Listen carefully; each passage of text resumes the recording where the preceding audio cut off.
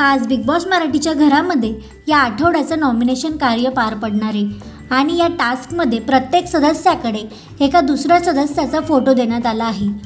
प्रत्येक सदस्यांनी धावत जाऊन जो सदस्य सगळ्यात आधी समोरचा हातोडा उचलणार त्या सदस्याला त्याच्या गळ्यातील फोटो असलेल्या सदस्याला नॉमिनेट करण्याची संधी मिळणार आहे।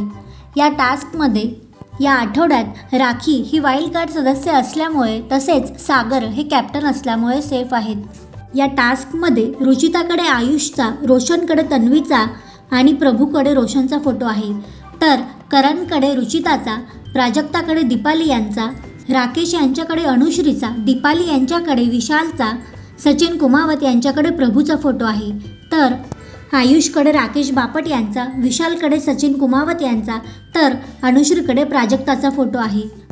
आता या टास्कमध्ये तन्वीने करणला नॉमिनेट केलं आहे, सचिन कुमावत यांनी प्रभूला नॉमिनेट केलं आहे आणि इथे विशालच्या गळ्यातली पाटीही दिसत नाही आहे, म्हणजेच त्यांनी सचिन कुमावत यांना नॉमिनेट केलेलं दिसतं आहे।